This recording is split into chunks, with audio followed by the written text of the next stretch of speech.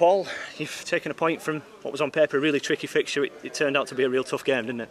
I think Bradford come and he showed us the utmost respect, which is really pleasing. He changed the way they play to stop us playing.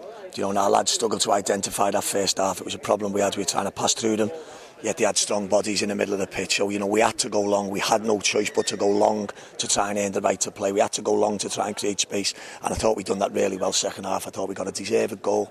I thought we got in the ascendancy. And on another day, we'd probably see the game out. You know, fair play to Bradford. They're a good side. They're a very strong, powerful side with good players. You know, probably they might say a draw was a fair result, and, you know, we'll have a pint and we won't argue about it. Cliche alert, game of two halves? Yeah, we were poor first half. I thought we got going second half. John, we're very young, see.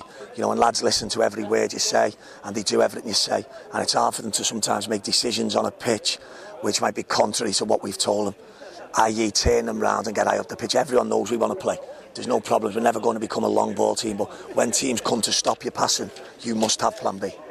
Did you feel the worst, sort of 20 minutes in, when they dominated and had 4 or 5 good chances? No, Dan, not really, because we weren't playing well. You know, so I never fear the worst. It's football.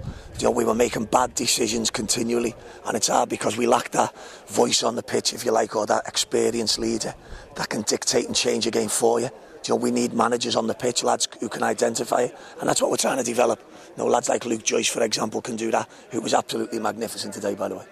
Half-time, was it a case of having to tear a strip off them and put them in their place, or was it put their arm round and encourage them? No, it was a bit lively in the dressing room, to say the least. You know, and again, the young lads.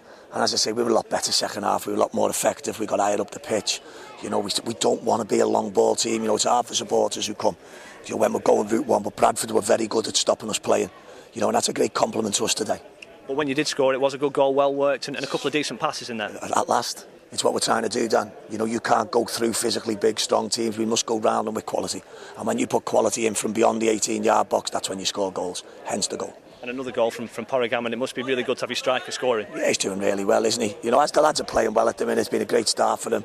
I just said to him there, they're going to go and have a night out and a few beers tonight and enjoy themselves. They put so much work in to getting 10 points after 5 games.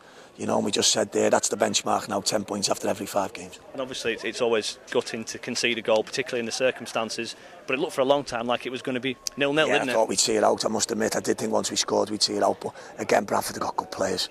You know, Connell comes off the bench and he's a good player. You know, they've got good players all over the pitch, and you've got to give them respect. They're not going to come here and just let us play and let us, you know, implement our game. So, you know, at the end of the day, although we're disappointed because we took the lead, if we'd have equalised late on, it'd have felt like a win. So, putting it into perspective, we're all right with the draw.